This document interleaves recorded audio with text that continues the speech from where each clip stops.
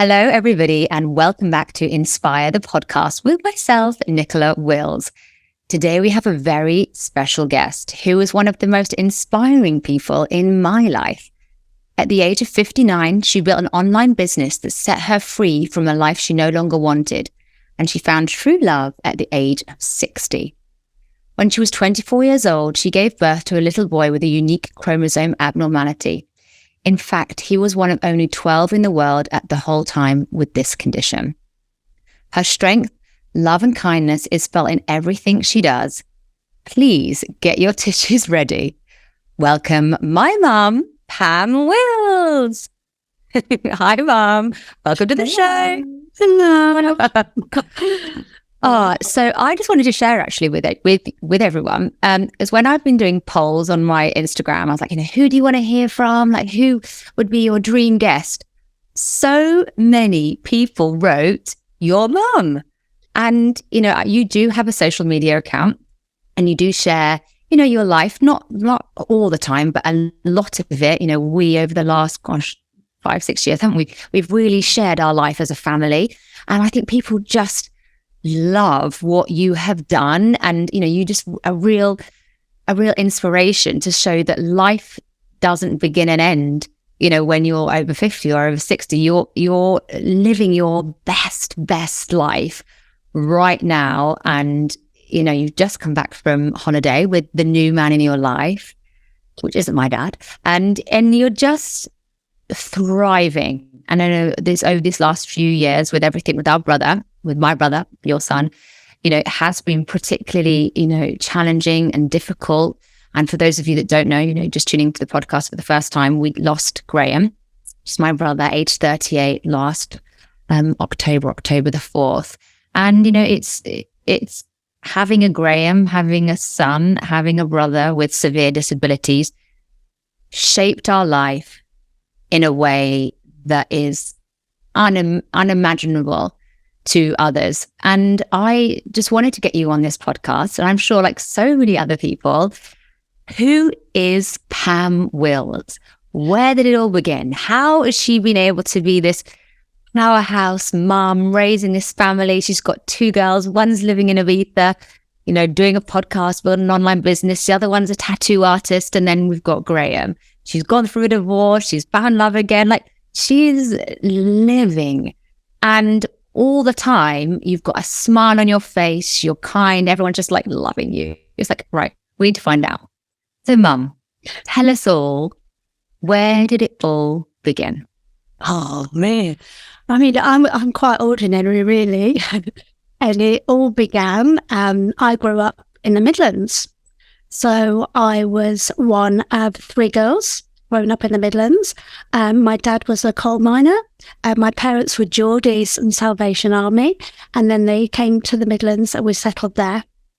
And there was a big age gap between me and my sisters. So my middle sister was 7 years older, my elder sister 12 years older. So a big gap. So I was the latchdoor kid, really, that my mum, we were very working class. My mum had to go to work when I was very young and leave me with, people, and there weren't many people around. So I very quickly, from the age of probably 7, 8, I used to go home to an empty house. And, these days that wouldn't be allowed to happen, but it did then. And I went to a local school. I just was average at school. And, but that was my childhood. My childhood there was so full of love and kindness and happiness. My mum would, we would greet each other with a kiss in the morning, kiss at bedtime, kiss as we were going out the house, kiss as we came in. It was always like that. So I grew up. I went to secondary school. I wanted to go to grammar school, but I was never intelligent enough to do that. But I wanted to be the popular kid. And, I was just quite average, really. I remember when I was about 9, I told my friends that I had a monkey that was at home and got them to come round to my house to see the monkey at lunchtime. And of course, there was no monkey there, but I just wanted to be popular. And I was even in the house saying, oh, the monkey's under the sideboard now, he's under the sofa. And of course he wasn't, because we didn't have a monkey, but I wanted to be more popular than I was. Oh my God, that is the cutest story. Imagine playing you've got a monkey. I totally get that. And, especially in the school environment, like to be popular, that's all that mattered back then. Yeah. And so at school, and Mum, didn't you wear an eye patch for it? Actually telling us that story, yeah. Yeah, I wore, had a squint and, they called it a lazy eye. So my left eye, they covered my right eye up. Well, they covered my good eye up to make the lazy eye work. And I got a photograph of me in a gorgeous little bob, the patch on my eye, wearing my pleated dress. But yeah, I remember walking like a clown because I just had got no coordination. My feet, I was like Bill and Ben, the Flower Pot Men, like, walking like this. But yes, I had to. But what happened then? It did work because it made my weak eye so much stronger. Then that became my strength over the years, because that was my predominant eye. Oh, so there's this little girl, Pam, basically walking home at school on her own into an empty house. Because your parents were working, it was tough. Being at Kingsbury, weren't you? Brought up in in the Midlands. We sort of drive past the house when we used to go and visit Grandma and Granddad, didn't we? So to drive past that little house, and it just, from the life that we went on to living as a family, being brought up by the seaside in Bournemouth. Seeing this little house, it's just so like a million miles from what I knew. So, how far you have gone in the growth from that little girl is just amazing. And so you're at school, and you left school quite early, didn't you? I guess 16, was that quite normal back then? Yeah, I would add to when you are so used to being on your own as a small child, you envy the people who, I used to envy my friends who got their brothers and sisters, their mum at home for the school holidays. But it makes you really independent, because I used to, cut the grass and do things for my dad. Pushing. I didn't have a fly mower or anything in those days. Push along the mower that cut the grass so that our grass looked just nice as the people up the road. And and they always sat down to lunch together. And I even used to have an OXO and dip my bread in a cup of OXO, because Mum would say, don't put hot plate on, don't cook. Because you were just on your own. So you were making food for yourself age 7 and 8 on your own? Yeah, just simple things. Boil a kettle, sprinkle an OXO cube into a cup, add the water, there's your lunch. Yeah, that's so cute. But what that did to me, that subconsciously, that must have had an effect on me, because when I had my children, I was determined that I always want to be there, for them. It wasn't through choice. It was necessity that I had to be on my own. So I always wanted to be there for my children. Yeah, and you absolutely were. So you, age 16, you left school. And where did you work? I went to, I was very good at shorthand and typing. So I got really good typewriting speeds and shorthand speeds. So I went, I worked for an engineering company. I didn't really like it much. But I'd only got myself to blame, because when we went for the interview, from my school, there was a different girl interviewed every day of the week. So the teacher said, you have to give, if anyone is offered the job, you turn it down until everybody has been had the chance for an interview, and then the company can select. Well, I was the Wednesday girl, and they offered it to me, and I just got a bit too big for my boots. Said, yeah, I accept. And I hated that job. I hated it. It was in an engineering company that I didn't like, but I went on to then I went to work at the oil depot in the Midlands. The oil depot is really big, so I went there as a receptionist, and I was just ordinary, just taking orders, shorthand typing. But when I lived in the village, I befriended two young men who were from very different families, but they both had learning disabilities. There was one young man had he was Down syndrome, and the other had a learning disability, and he used to pinch my dad's fish from his pond. And my dad had big fish like this, and he used to nick the fish. And my dad used to go berserk, but I was always like, no, Dad, don't be horrible. It doesn't understand, and just let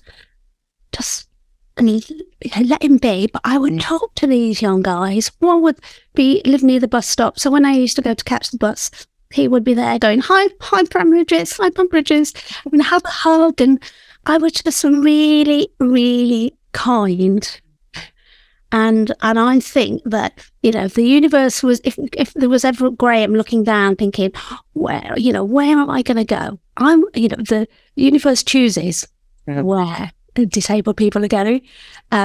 Disabled babies are going to need extra care. They probably looked down and thought, oh, she's a bit of fun. She'll stick up for us. So growing up, I was, in school, I voted the shortest skirt as a 15-year-old. I was so proud of it. And Mum, can you remember, obviously when we were growing up, we would talk about like our dreams of what we want to be when we grow up. Did you ever think, I would love, did you have like a dreams or ambitions, or was it just very much just like living each day and just follow what everybody else was doing? I wanted to be a secretary. I wanted to wear my high heels and tight clothes and walk around the office. That's what I did. Yeah, that's what I did. And it's fun, isn't it? And it was just it's a different world though, isn't it, back then? And very quickly, you got that job, and the second job that you actually liked, and that's where you met Dad, isn't it? So it's in an oil depot. Anybody doesn't know that what it is, it's like we were a few females, like I think in the whole of the building there was 5 females. My best friend now, we used to meet Iris, used to meet in the loo for a chat at 11 o'clock, and then I see you at 12 o'clock, all day long. But yeah, because it was predominantly men everywhere, the men knew the females in the building, in the block. And, obviously I was the young female and everybody knew the females. And and he worked in the garage. He used to repairing the fuel tanker, the petrol tankers and that. So yes, that's, he knew me. He knew you, yeah. And isn't it ironic that you wanted to be the most popular girl at school, but in the oil depot, you were definitely the most popular. Yeah. So we met at a nightclub, and it was a local nightclub, and I didn't used to go clubbing, not like these days. I didn't go clubbing or anything. So when I did go out once a month to a nightclub, I met him, and then we just met, fell in love, and then relocated to Dorset. So that's when we packed up everything, said goodbye to everything, back home, and moved to Dorset. And that was a massive deal. Obviously nowadays we're all moving across country and it's so easy, but back then people didn't really move from where you were. And so, you went from the Midlands to, I guess it was like a better life, to be by the coast, right?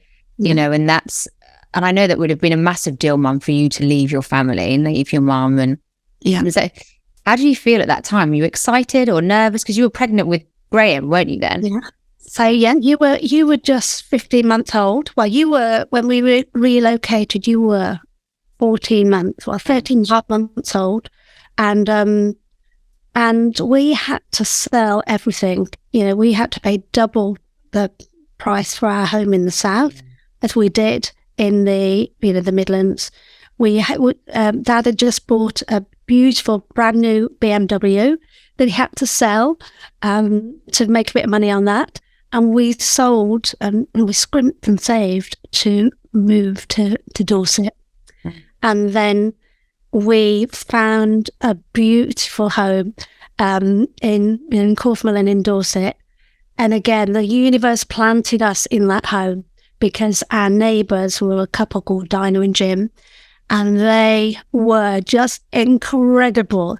They were like, Dinah was like a Mrs. Doubtfire. The day that we, viewed the house, I was heavily pregnant, and she said, "Hello," over the wall. "Hello, can I help you?" And she showed us around the empty house. The house was empty. We were able to move in really quickly, and we had just got settled. And 6 weeks later, Graeme arrived. Graeme arrived much earlier than he should have. He came early, probably to save his life. Looking back now, and everything changed. The world that you thought that was going to be, so emotional.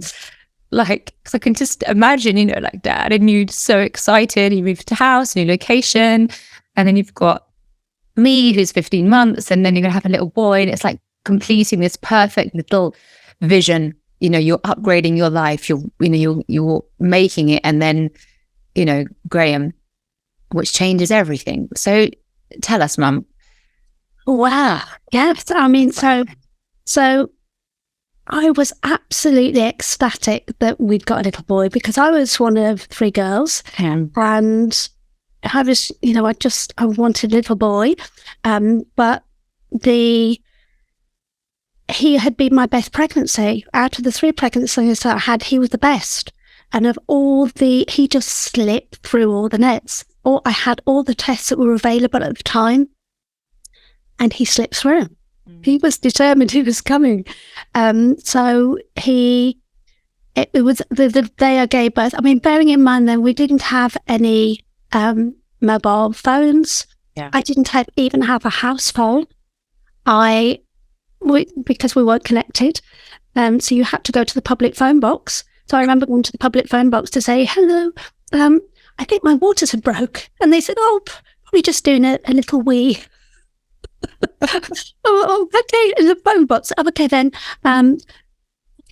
we'll go home and relax. And then we went back to the phone box and said, "Oh, it's still happening." So they, come in. So we went in.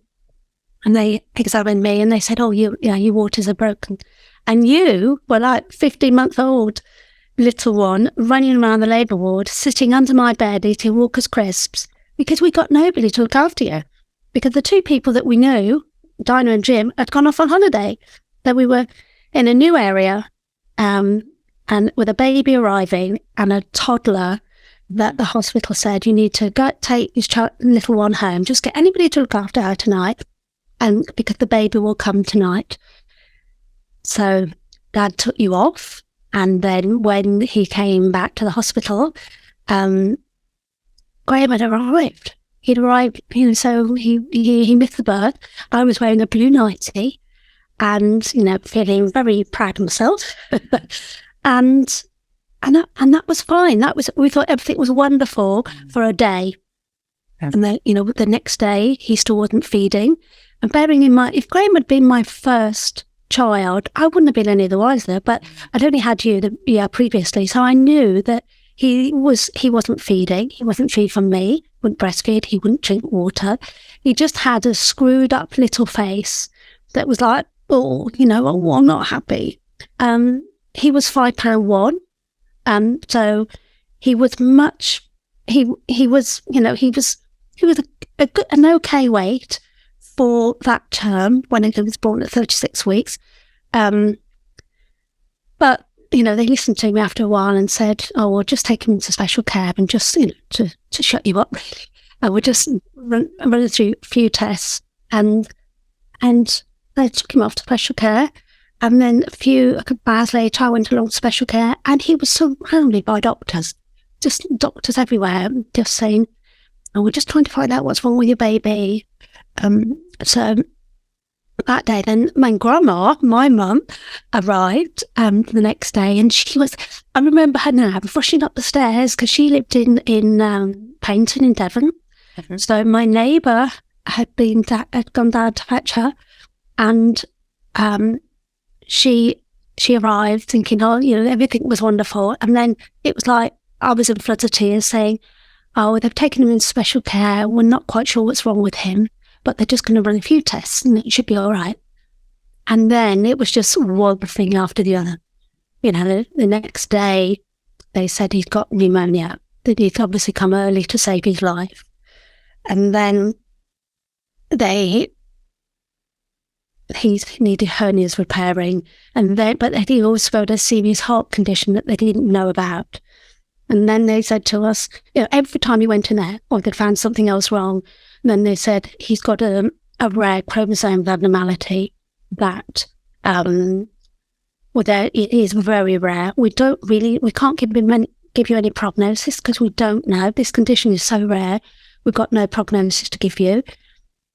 But an example is that on medical record, there's only 12 babies like this throughout the world. And we don't know. Graeme had got HP plus tiny extra material on his number 8 chromosome. So I thought, in my naive mind, maybe having a little bit extra, he'd be intelligent. Genius. Fine. And so he was born in June. He had to go over to Southampton to have hernias, to have his heart surgery. He had hernias repaired, so he was backwards and forwards. And he finally came home from hospital in October on Dad's birthday. Yeah, and because he had to have open heart surgery, didn't he? Yeah. Sew up 2 holes in his heart. And do you think, Mum, that because that was detected quite late in his, when they were trying to find out what was wrong with him, do you think that affected him long term? Oh gosh, yeah, without a doubt. So I remember he was born on June the 18th and my birthday was on the 6th of July. And he always showed that he needed to be in oxygen, but they hadn't found out about his heart condition then. Okay. It wasn't until he went to Southampton that they found out about that. So the sister on duty rang me to say, "Happy birthday. We've taken him out. He's in air. We've taken him out of oxygen. He's a little bit blue around the mouth, but he's holding his own." And so he really should never have been taken out of oxygen because he had a serious heart condition that they hadn't detected. Yeah. So that he was very much like a stroke victim. He had his left-hand side was really rigid. He couldn't do anything with it. No, his right-hand side. He couldn't do anything with it. He used to use his left hand. All down the side. He never used that side. So I think if it was in this day and age, you would be, you'd be suing and thinking, what's gone wrong? He's had got all of his extra problems. Yeah. But because it was so rare, I think it was just a bit of a waiting game. They didn't know what was linked to the chromosome, what was linked to anything else, and nobody would give you any really definite answer. It was just, we'll wait and see what happens. And then, so you do wait. Yeah. And the vicar was brought in at one point, wasn't he? Yeah. So when he went over to Southampton to have his heart surgery, he was due to be on the Monday, and on the Friday night they called us to say he's not going to make it till Monday. We've got to get him in tomorrow morning. And so we went over on the Saturday morning, the 26th. It was the 26th of September, 1984. And the vicar was brought in to baptise him, just in case he didn't make it. Yeah. But again, there's no guarantee, is there? But that was the time that I picked up and completed to be a kidney donor and a donor. And that's something that an organ donor. That's the word. Yeah, an organ donor, and that's what I carry to this day. So was it in that moment you were like, actually, if my death could help someone, I really want to be that person? Yeah. When we sat and waited to know whether he was going to survive or not, I remember picking that up. But I remember going to see, they said, do you want to come and see him before he goes into surgery? I remember walking into this, he was in special care. No, he wasn't. He was in, I can't think of the word, but intensive ITU. He's in intensive care prior to going down. And I said to go and just see him. I remember walking in this big ward, because it was an adult ward. It was, it wasn't just all for all babies. And looking around thinking, where is he? I can't see him anywhere. And he was just this little thing on the big bed. And I remember him, I walked round the bed and he looked at me like that. Followed me round the bed. And I knew, I said to Dad then, he's going to be okay. He's going to be okay. He will survive this. I know he will. I remember thinking then that, oh my goodness me, if he survives this, I just want a normal little boy, a normal, healthy little boy. Never for a thought, never did I think that he would survive that, but then he would have lots of other problems. Yeah.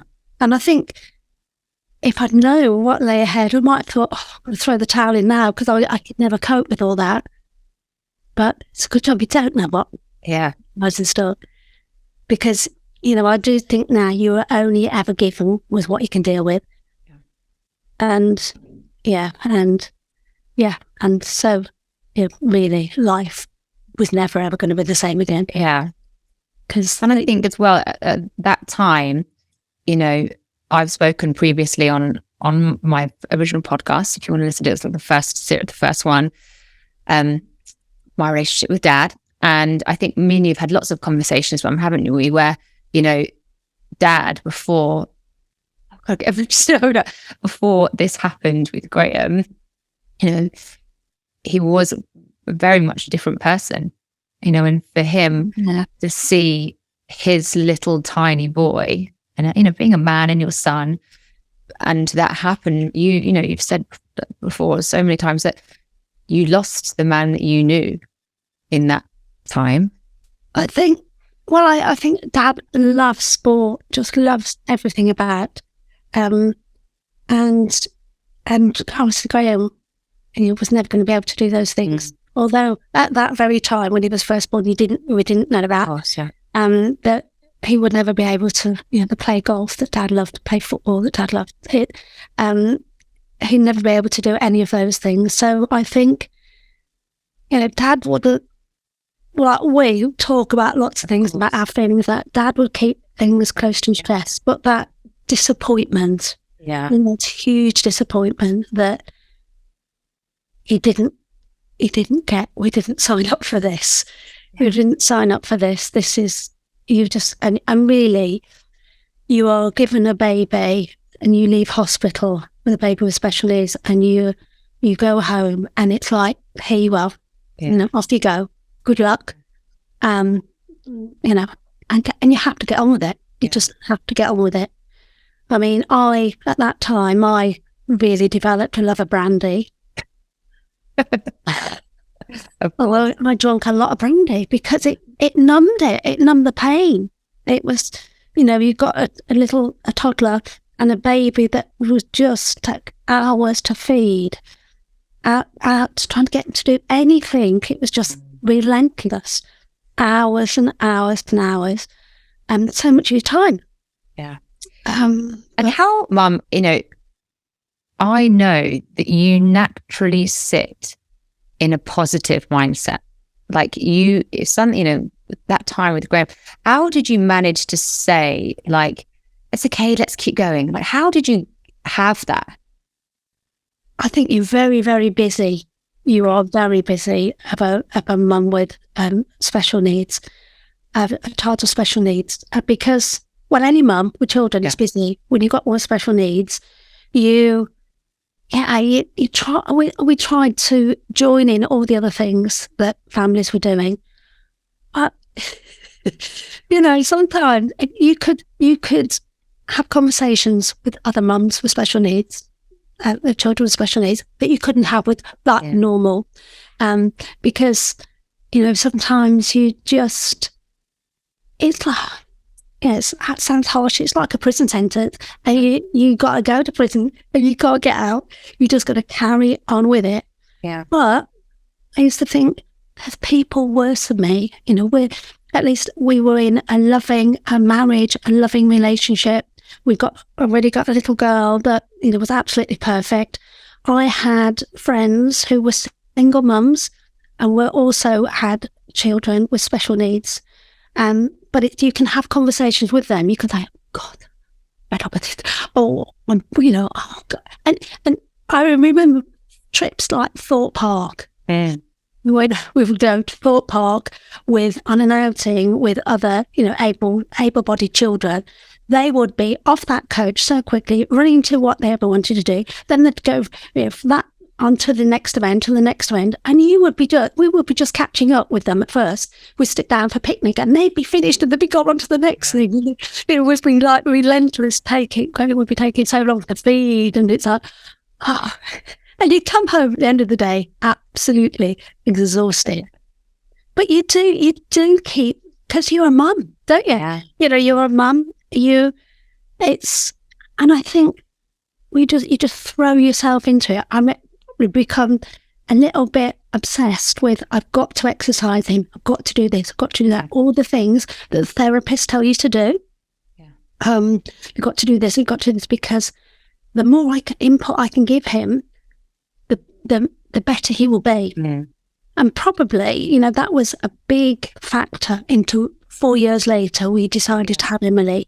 Well, I decided to have Emily and managed to persuade your dad.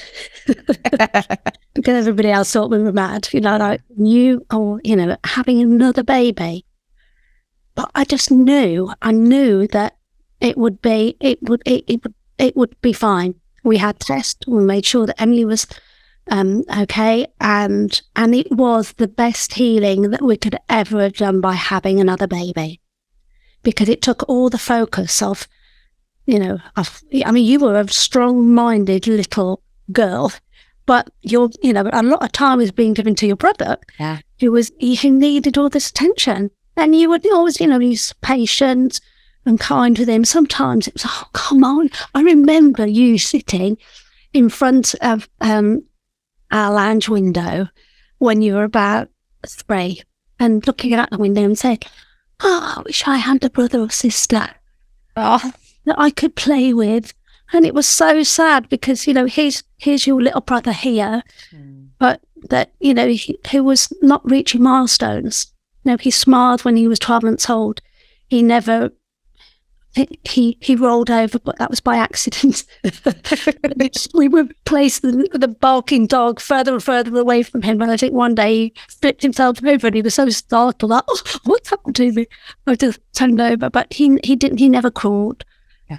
He showed signs of walking when he was 8, so we were really, focusing on that. And then his hip started to dislocate, so we had to abandon that. But we tried to him to have a normal of life as other boys. So he went to Cubs. He started school when he was 3, so he actually started before you. And you just try and keep the family as normal as you can. We chose to have respite, so with the lovely family that wanted to help out, and so we accepted the help that we could to try and keep some normality in the family. Was there ever a time, because Graeme, he never walked, he didn't talk, he didn't feed himself, his whole life he was wearing pads. Was there ever a time, Mum, where you were like, actually not giving up hope of trying to make him do all these things, but just that point of there actually just full acceptance of like, he's never going to do, it's almost like he's an adult in a 6-month-old baby's body, When did you ever have that realization that this is it? I think I probably did, but I was never going to give in, okay, you need to do this, you need to do that, you need to encourage this, you need to, do all these things. Do you feel like you lived in hope a lot? Yeah. Probably until he was a teenager. Yeah, until he was a teenager, we accepted all the help from social services, occupational, he had physio regularly. We moved into a school which was more geared up for his needs. He went on school holidays. So we accepted all the help that we could get. But I think by the time he was a teenager, he was like, this is, he's not going to be able to do that. These things. So then, the focus then became on, right, what we've got to make life as good for him as possible, as normal as possible.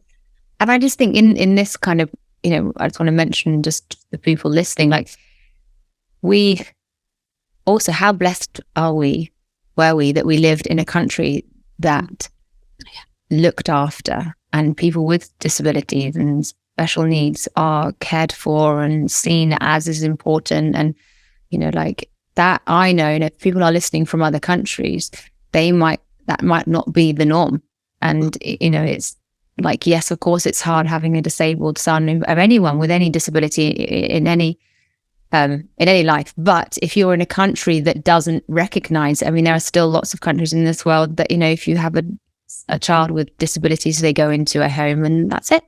You don't see them, you don't hear from them, and it's like, sometimes bring shame to the family. How so the fact that Graeme was born in the UK to you and Dad, putting in our little environment, I really believe, because his life expectancy was 5 years, isn't it? They said, right, he'll do well if he lives to 5, and he lived till he was 38 years old.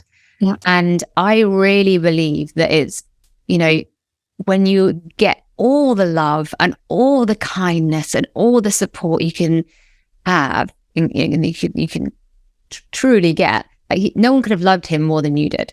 And so he outlived anyone's expectations of what that we thought was possible for him. I think,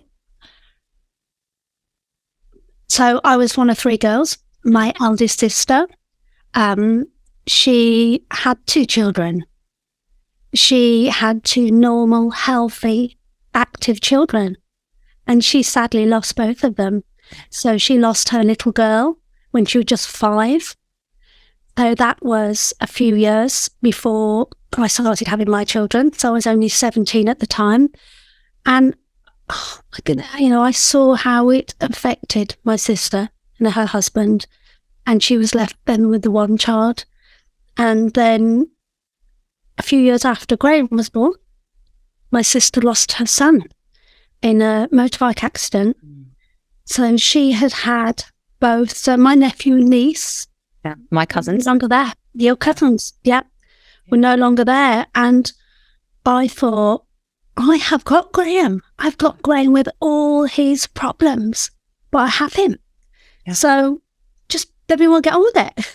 Yeah. Because I'm blessed that I still got this little one. Yeah. But my sister adored Graeme because, I think she saw everything. He had fought so much, to everything all his life, and he hung on in there. And then, she hadn't got her children anymore. So, if you're looking at grief and despair, there is nothing like losing a child. Yeah. And she was like, I lost my child. We'll go on to that. But he'd had a blooming good life, and hers, a little girl of 5 and her son at 19. It's just unimaginable. Hell on earth for her. And it's just makes you so grateful that, that we had life that we did with him. Yeah. We had, I mean, he had just a wonderful life. Oh, gosh. No, he was, I was a stay-at-home mum with him for 15 years. So I was always around. For you and Emily and Graeme, and we just, had lovely time, school holidays. When we had took him on lots of nice holidays, and then he always had me there. And then, and then I went back to work. So I didn't go back to work till he was 50. And then, after being at home for all those years, what do you think you can do? You think all your confidence has gone. Technology has moved on so much. What can I do? So I went and I worked in care. I was very equipped to do that. Yeah. And, I went on then to become a manager and, having a very responsible role. And I did that. And it was always a question of being in the right place at the right time, because the job I went on to do, I was educated then to see what was possible for Graeme in his adult years. Mm. Yeah, I know. And that was such a blessing. So in this time, obviously we've got myself. I've just gone off to London to pursue my career in the performing arts. Graeme has just moved out. Yeah. And just around, it's a few years before moving out. And then there's Emily, who is just becoming a teenager. And so then what happens, obviously I'm out the scene, but I know, obviously you then going to work, and Emily's whole life changes. She's then like 14 coming home and no one's there. And she's like, oh, yeah. And, unfortunately, we only know this now because she's shared with us that, at that time, it was really difficult with Emily, weren't we? We were like, what's wrong? What's wrong? She always saying so, like, she's so clever, but would just seemed so sad. We thought she was being bullied. We thought that she was a lesbian, not that there's an issue, but we're like, Emily, there's nothing that you can't tell us. Yeah. And she then went on to develop a serious eating disorder. Yeah. And I remember, and she knows this, so it's not like, but I remember being so angry at her. I was like, as if my mum and dad haven't got enough with Graeme. And, both of us, we were so uneducated, weren't we, about anything like that. I had a terrible time with her, trying to force her to eat that fucking chicken, eat this bowl of cereal. And I would, like pour over her. Oh, it was just awful. And I would then go back to London because I was in the middle of my training, my stage school life. And you were then working. And I remember like calling helplines saying, how can I help my sister? Like how? It was an awful time for us. Obviously the most awful for Emily, for us, your daughter, our sister. But how did you feel at that time, Mum, when, that was all happening? I think that all the problems we've had with Graeme, that didn't compare at all to supporting somebody going through an eating disorder. Because you just do not know what to do. Yeah. And also you're excluded from you're excluded from knowing information about it. So as soon as she was 16, it was like, oh, she's 16, we can't tell you anything. And I'd say, well, I just want to be able to help. What can I do? Oh, well, we can't tell you, we're dealing with the patient. And I remember, we lived in Dorset. I remember going to a support group in Exeter. Dad and I went down there just to talk to other parents whose children were going through, what Emily was going through, because she didn't know what to do.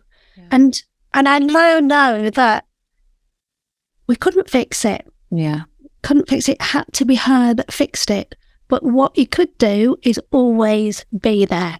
Yeah. Always be there to and and shouting and ranting and raving and trying to force her to eat something was completely the wrong thing. Yeah. It was just like being there. And sometimes you just want to shake them and say, oh, for goodness sake. No, because you're wasting your time ever doing anything like that. Just be there.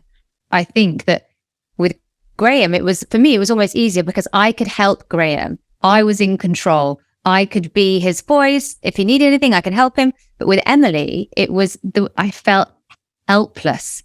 Totally helpless. And being the bigger sister, being the mum, and not feeling like you can help, it was just a horrible, horrible time.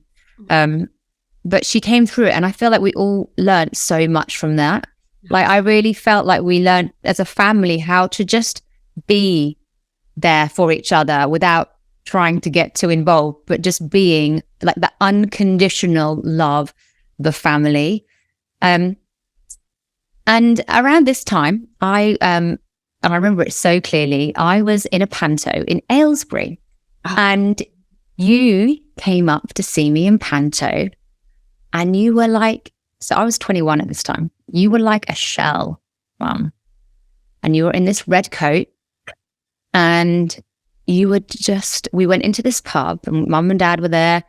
I don't think Emily was there. And I was like, Mum, what is it? What's wrong?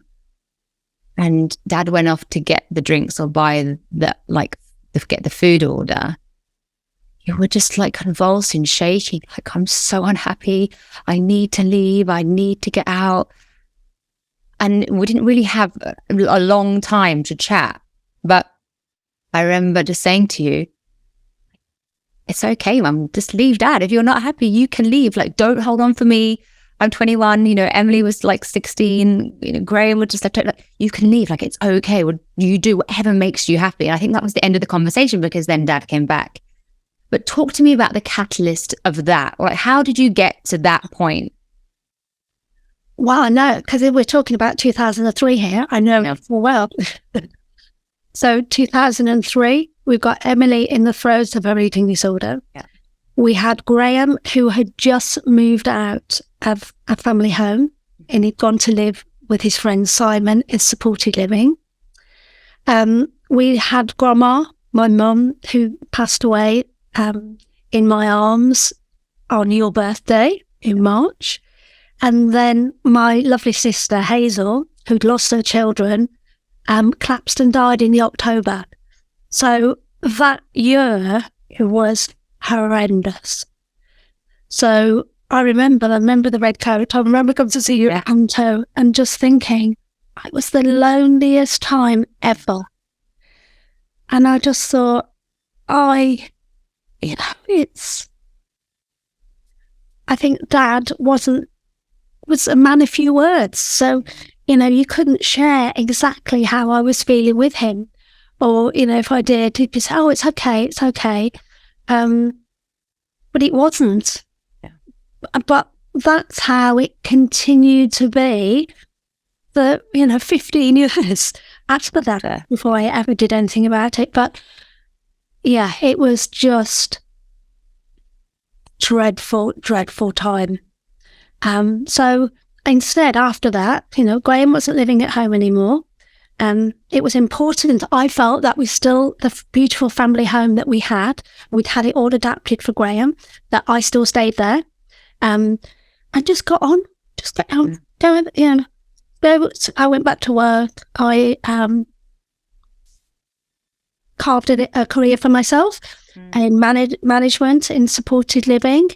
And I went from a £6.50 an hour job to a 25,000 salary, just like woof. I did managerial qualifications, and I was very, very good at my job, very good. Because my problems and all I'd learnt with Graeme, then I could help everybody else to also learn skills. So, life just continued. It continued. And then... And 15 years, you stayed with Dad. Yeah. I know, desperately unhappy, not seen, not heard, not loved, not feeling all those things that you wanted and also deserved, and I'm sure he felt the same, but we would, he doesn't really speak, so we didn't really know, but I know so many times you would say, every year, like, come on, let's go hiking together, let's get something together, let's do something, anything. But 15 years, question for you.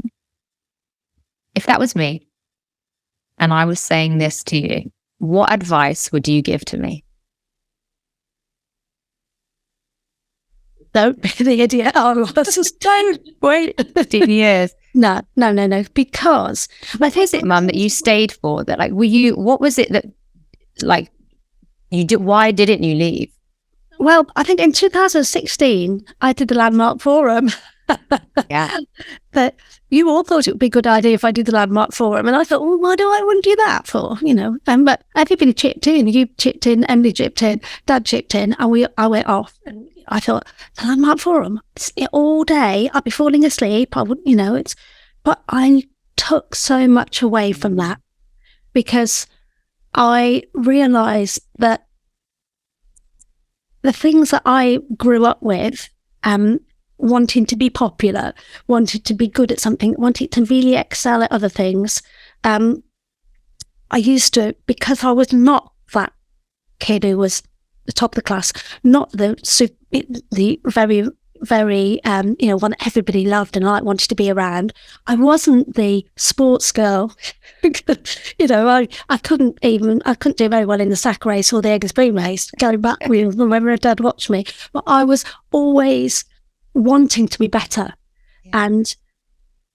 And I think that I just thought the Landmark Forum made me realise that actually I'm hanging on to all the things that I didn't win the sack race, I didn't do this, I didn't do that. Rather than concentrate on what I am good at, I'm always hanging on to all my baggage over the years.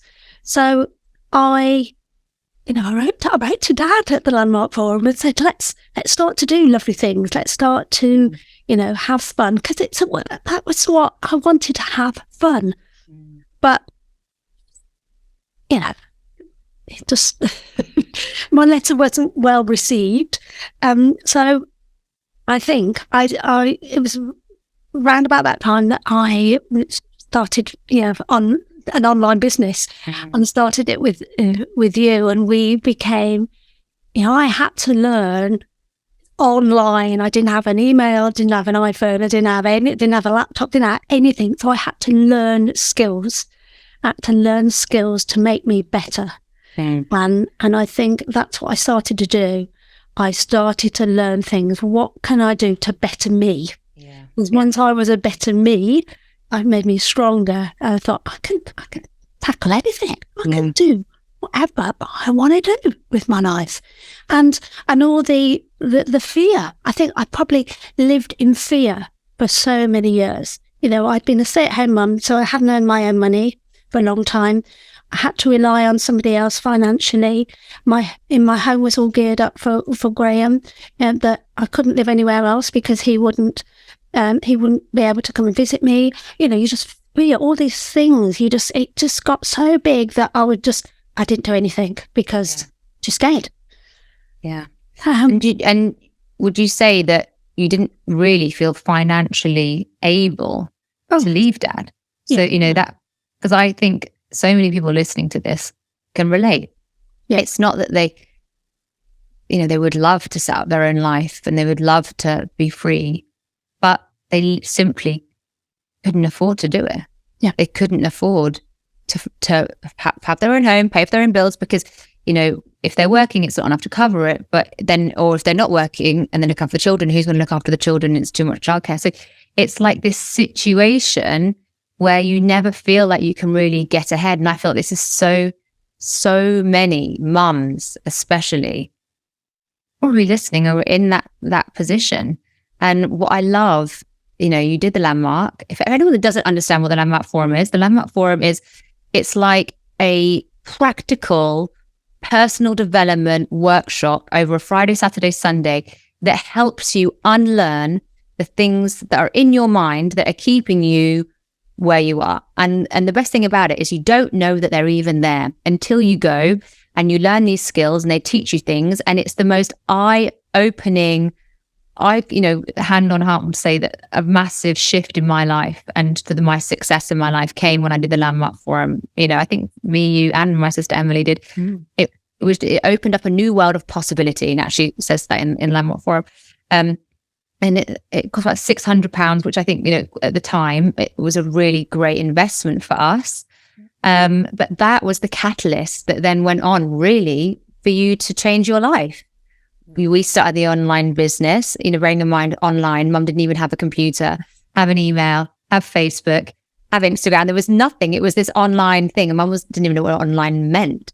But what I loved about you, Mum, is that you were just willing to be really bad, but still kept going. You would stand up to speak and then open your mouth and not even a word would come out. But that didn't put you off. And I feel like, the lessons that you'd learned from Graeme, it wasn't like, you fall back down, so you give up. It's okay. You just keep going and you keep going, one step in front of the other, one tiny little toe in front of the other is better than not doing anything at all. And, you started and you kept going and you kept going. And even when times when I wasn't really going, you kept going until, you'd got to a point, both personally, you were so strong in your character. And, you would set yourself this financial goal within your online business. And the month you were going for that goal is the month that you left Dad. Yeah. Wasn't it? Yeah. Talk me through what that was like. Well, I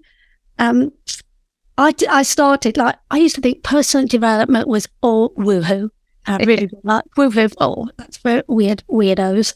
Until I got into the personal development stuff and things that, every morning I would do my miracle morning. I would get up and I would do an hour before I went to work. I would focus on doing my gratitude, and still to this day, I'd just come back from holiday, but I took my gratitude journal, and before I'd sit and complete that journal before I ever went to sleep at night, and I'd written things that principles of, and it's all going on in there, and if you can master what's going on in there, it's so easy. Yeah. So that's what I did. So I know that I had to reach a goal financially for me to, and I was terrified. Yeah. So on the 30th of September 2019, it was the day that we moved. We lived in a beautiful 4 bedrooms, beautiful detached house in half an acre, beautiful. And I moved into a rented apartment. But I knew that just like I'd worked on this so much, I was so focused that I could do it. I was selling, it was like Del Boy, people coming and going, selling things on Facebook Marketplace. I'll come at 7:30 in the morning, they come and pick up beds and sideboards and everything. And Dad moved out on the Saturday, I moved on the Monday, and I'd lived in this house. We'd lived there for 28 years. And I remember thinking, I'm going to be so emotional. I was so emotional when I left this house. But I had a phone call from the removal men to say, look, we've got your furniture. We're just about to drop it. We're going to leave it in the car park if you're not here to let us in. And I had to think, I'll be there. And I ran up the driveway, leaving my beautiful home because I had to be dashing over there to let them in. And that was the day that me and my team, we'd worked so hard. My team had supported me. They'd known all the, the ups and downs and everything that I had to do. And it, their skills, I had learnt skills that young people can learn and pick them up and just deliver them in a few hours. I would be there days and days learning these skills. And then I'd get online, I'd think, I forgot what they told me to do. And it was torture. It was absolute torture. But you have to be willing to laugh at yourself and think, I mucked up there. Because if you can laugh at yourself, then other people are laughing with you. But what that did, I think, it showed everybody that if she can do it, anybody can. Just have to have that belief and that determination and that grit. And I think that's what I learnt with Graeme, or Graeme's life. Grit, determination, just keep going, just keep going, just keep going. So, yeah. So, and I remember that day because I'd come down to help you move. We moved into your new flat, and like the close of the month is like midnight at the end of the month. So you've got to get all your orders in to reach that target. So there was like no furniture, but we were like sat on the floor. We were like, with a takeaway, and we were like, quite a lot of sales off of the target, and I was like, you were like, okay, what else can I do? You're going live on Facebook, going live on Instagram, like, hey guys, I've just moved in. I'm just going for this goal. Any help? Like literally, it was just like your heart opened and you were just like, I will do whatever it took to reach that goal. And it was like focused mindset, but also that vulnerability that you had shared with everyone, and people backed you. They wanted to support you. And, on the first day in your new life, you also completed that goal, which financially changed your life. And you knew at that point that you could be financially independent. And the one thing I am obsessed about now, and teach and coach and just talk to anyone that will listen to me, is about women being financially independent. It could be an online business. It could be doing nails in the evening. It could be doing lashes, spray tan. It can be selling stuff on Amazon, whatever it is. But you've got to have something. To have no money is like a prison, isn't it? It keeps you trapped. For 15 years, you stayed in a marriage because you didn't have the finances or the mindset to leave. If you grew your mindset, your finances grew. And, here we are. And, you were like, right, I'm going to be single forever. I don't want any men. It's just me and my girls and my son, and this is our life. And quite quickly, unexpectedly, you met Tony. I love this story. So Tony came along and you were like, oh, I'm definitely not interested in him. Definitely gay.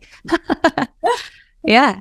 And just talk to me about what this relationship is like, because I feel like, if you are, in the plus 40, 50, and you are single, I really feel like your story with Tony gives us hope. And me and my sister now, if like our relationships aren't too good, we'll actually say, we need someone like Tony. Like Tony is the epitome of what a gentleman and a guy that probably most women would want. So just tell us what life looks like now with Tony, Mum. Oh. Well, I met Tony in a coffee bar in January 2020, just before lockdown started, when I was looking for my white Mercedes. He had a white Audi parked outside. And I had written, so just before I'd left my marital home, I had written everything. If there was ever to be a man in my life again, all the qualities that I would be wanting. There was everything on there, that he would be respectful, it would be fun. I think the fun, kindness and generous were just right up there at the top, that he would never interfere with my family, never interfere with my girls or this. But I'd also put on there, I want a George Clooney lookalike. I'd got a vision board. I've got a vision board with a picture of a silver-haired guy with a lady sitting on his back, or back, giving a piggyback. That was me, and I was on the back of George Clooney in my mind.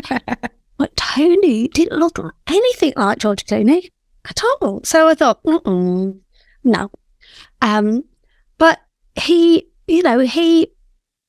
liked me from the word go.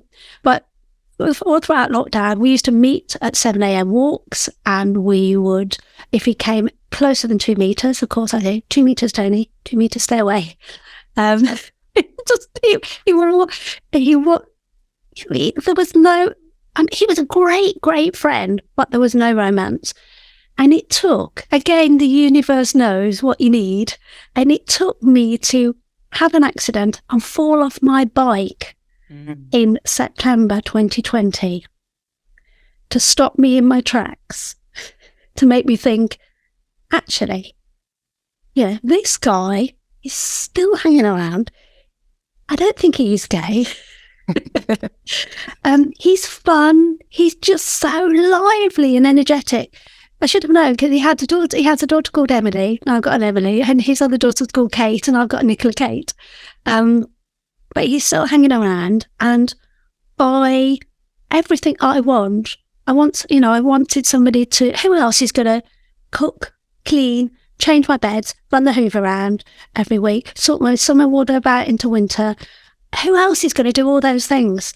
So I was really worried that if our relationship developed, we were such good friends. If we crossed the bridge, sort of thing, and it became more intimate, that I think, oh no, I want to go back to being a friend, and it's really difficult to do that. So we were together for almost a year before we crossed the bridge. But you know what? It's just life is fun. Life is, that's one of the things that I think of, that you will never be able to move forward unless you're willing to let go of the past. Yeah. And that's what leaving a marriage did for me. By leaving that behind, I qualified as a Reiki practitioner, and it was just like, let all that go. Yeah. You go to move forward to a new life, you have to let go of the old. And that's what I did.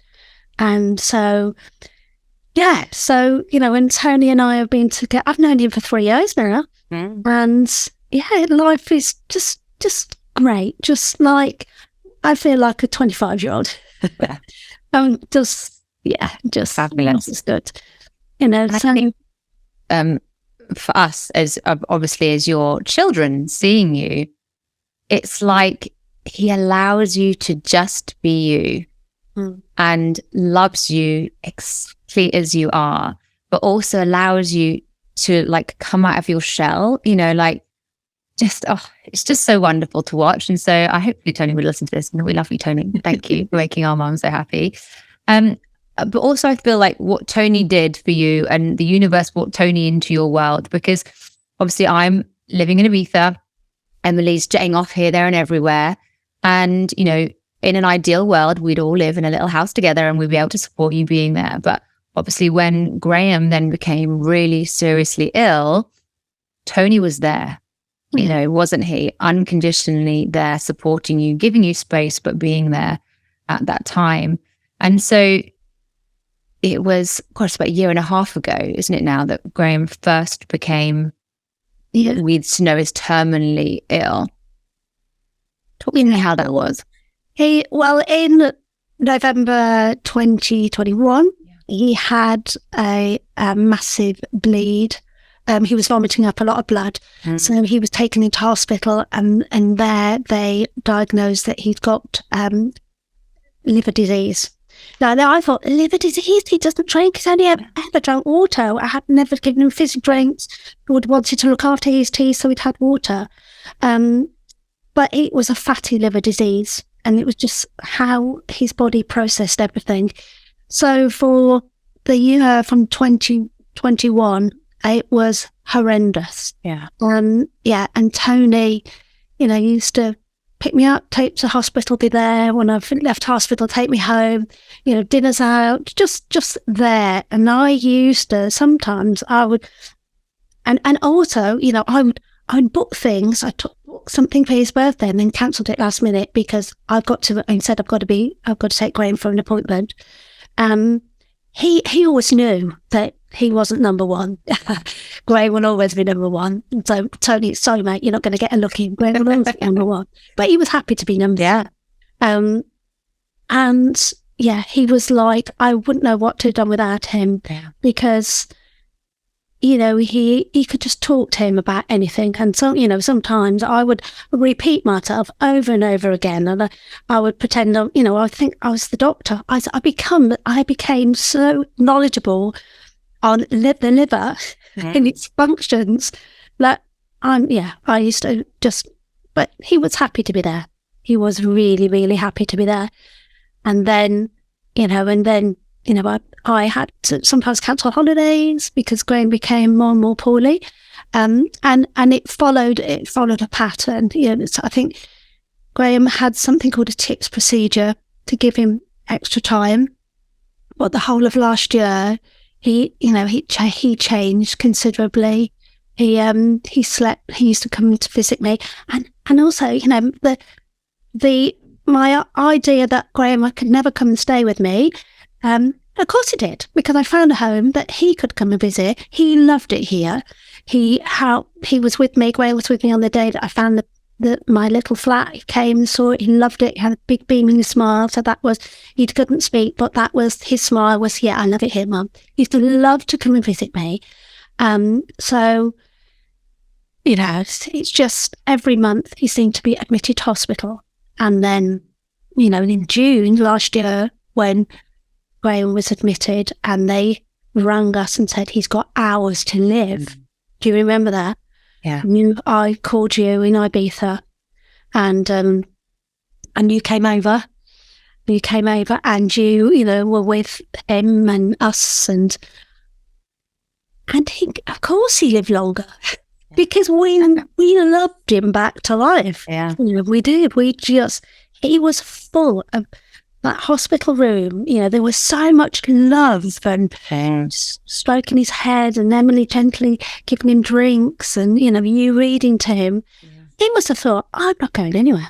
And he lives with them. So he defied all the odds. The doctors was like, oh, is he still here? Yeah, he's still here. He's not going anywhere. And he wasn't going anywhere until, until it was his time. Mm. So, Tony was with us through all that.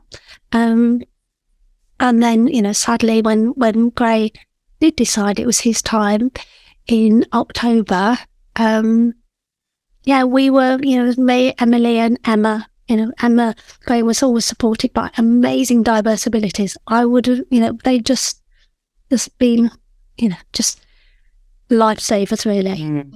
And Emma, who has been with him for 19 years, she's just, we were there when I think everybody thought, oh, he'll bounce back again. He'll bounce back again. But, sadly he didn't.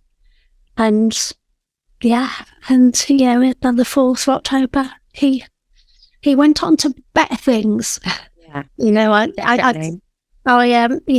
He's not with us, but he is with us. I said to him, today, I'm going to do something. I'm going to chat to Nick on a podcast, great. Be here, sit on my shoulder, making sure that it's a good one. But, so it's what, life without Gray. And I think moving forward, it's to do the things that, that I've got the freedom to do now, because obviously, life was different. I always had to be at the end of a phone. I think when after my first trip away, I came to Ibiza 2 days after his funeral. Yeah. Oh God, I sobbed as we left Bournemouth because I'd never been away and not had to be at the end of the phone in case I was needed. And I would say I didn't need to be there. It's what we do now and moving forward. Yeah. What we do now, we haven't got him here, but just doing things that we could do it because we can. Yeah. There was in his period of time when he became really poorly, there was nothing that we didn't say to him. Mm. I talked to him about everything. And he would, he got no words, but I used to say, Graeme, look at me, and I'd make sure they really engaged. So he was, this deep stare that he knew exactly what I was saying. So there's nothing that I didn't, no words that weren't said. So, we did everything we could when we were able. And just recently, you spoke with a medium, haven't you? Oh, well, I mean, the medium found me. I was at a wedding, and she just told me things. she reeled these things off. She said, he's here. He's here. He's with me now. He wants to say it's about funeral. And it was like, ugh.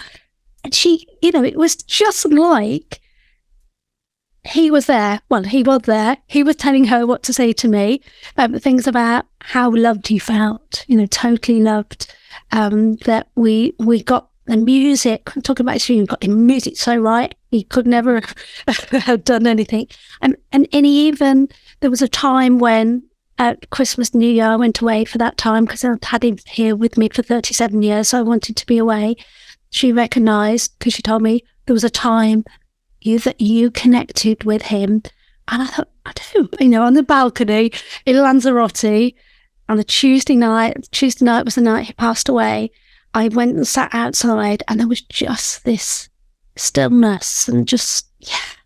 But she knew everything. And it was like, wow. And I didn't have an appointment with her. Yeah. I just bumped in, found you at a wedding. Yeah, it's so magic. It was. And it was, yeah. She was talking so fast. She said, it doesn't make any sense to me. Does it to you? I went, yeah, perfect sense. Perfect sense.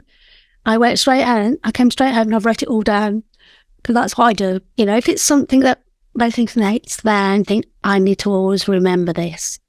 So it's always crystal clear. I write it down. Just love that so much. And something that we talk about often is that, Graeme was trapped inside his body that couldn't do anything. And when we're here in Ibiza and we're walking on the beach and the sun is shining and the waves are going, it would be like Graeme now would be, we both have this sense that he's like a little spirit, like surfing over the waves. Yeah. Like an imp almost, surfing over the waves going, hi, I'm here. And using his voice and using his body that he never was able to do. It's almost like his body has been set free to something that is better than what was on this earth. And, we never really knew, did we, Mum, that if he, we would speak to him and talk to him as if he could speak and talk back. We never really knew if he understood us or what was going on. But I think that on his passing, it was like he knew everything. Mm. It was confined to this being, and everything that we were saying, everything that he knew, everything was going on. Yeah. And then since he's been released, it's like he's allowed to be who he could have been here on earth. Yeah. Well, just strange things happen. Lights come on, flickers, lights dim, go down, come up, they flicker on and off. Yeah, it's just, yeah. And yeah, like you, I even a couple of days after he passed away, I went down to the sea and it was like he was skimming across the water in the distance going, hi, hello. Yeah. And it was like, yeah, and it's like, it is really, really sad, but it's exciting. It's that joy that, oh, great. I miss the fact that you can never feel him. And sometimes I just go back through my phone for videos and that where I can hear his voice and see him and that's priceless. But yeah, special. Very, very special. And so, Mum, for you, what's next? You're 63. Oh my goodness me. 63. The beginning of a new relationship. Life, is, Graeme has passed. You've saw, that this is the next chapter. What are you going to do with it? Well, I made a promise that I'm going to do scary things. I just say, Gray, I'm going to do scary things. And so far I've only done a zip wire. And I stood on that zip wire thinking, oh, I'm so nervous. And I just thought, I made a promise. Graham, I made a promise. Get off this and let go. Whoosh. Oh, it's gone down the zip wire. But to do things because I can. Yeah. And to do things that he couldn't do. That would and to laugh a lot and to laugh out loud. And and just to, to have joy, to continue to be like, best mum I can be, the best nanny I can be to Minnie and Margot. But to keep healthy, to be strong. I do some. I go to a gym. Would you believe? First time ever in my life, gym member now. But to be, to be as strong and healthy as I can be, to enable me to do anything I want to do. It's just a number. It's just a number. Yeah, absolutely. And if I didn't look at my face and see a few wrinkles, or quite a lot of wrinkles in the mirror, I feel 25, 30. Yeah. It's just, and you just, life's for living. I just love that so much. Got to, go out there and live it. And Mum, with every single podcast, we always finish asking our guests the same question. And that question would be, what advice would you give to your younger self? It would have to be, don't live in fear. Don't live in fear of, oh, I can't do this, or I'm worried about that, or that might not be right. There's probably never a perfect time to do anything. And, the things that I look back now and think I did everything right, raising a family, being because I think I was a great mum for Graeme. I think I was a good wife, I think, hopefully Dad's gone on to better things now and he's happy, which is great. But yeah, not to live in fear and be prepared to let it go. Because you don't know what lays ahead. It'll be so much better. Yeah. Amazing. You are a mum in a million. I'm so grateful that I got you. And I don't know what I just said. We each other like because we got each other. Exactly. And it's us three now. Graham's Angels. Yeah, absolutely. Our little WhatsApp chat of Graham's Angels. So stupid. I'm only going to say goodbye on the end of this podcast, but I just thought it was really important to, get you on here and, share like just as a tiny bit of your life. I've always said, you've got to write a book, Mum, you've got to write a book, because there will be so many mums, even people giving birth right this very second, that are stepping into the unknown and that fear and that worry and that shit, what is this going to look like? And I just feel like your story, being so normal, so average, as you put it, but making the best out of every single second of every single day with the life and what you've got given in life. And I just feel like that is just such a powerful message. And I hope that, if there is a listener listening to this that, is going through that, or you have a friend that is this happening, just to get them to listen to this podcast, because, the one thing that I will always remember and take away from growing up is that we were chosen. We were a special family, and we were chosen to have Graeme in our life. And what joy and lessons and the person that I am is everything because of the life that I grew up as a child, and having Graeme in that life, and how incredibly special and blessed we were to have him. And so if you are a new mum going through that, like, it is a wonderful, wonderful gift, even though at times, of course, it's going to be hard. But you were chosen, you're special. And, look at my mum as this example, like what she's gone on to achieve. And, being a very young 63-year-old, her whole life is ahead of her to create that next chapter of bloody well fabulousness. Yeah. So, Mum, thank you so much for joining us. I can't wait for the book. I feel like in a few years, when thinking, right, you and Tony are not jet setting so much, or maybe, you could be writing it from the beach somewhere. Your book will be a very, very wonderful one, and almost like a Bible of how to be, a mum in that situation. So fingers crossed. But again, thank you so much for joining us, Mum, and we'll see you soon. Bye. Thank you. Bye-bye.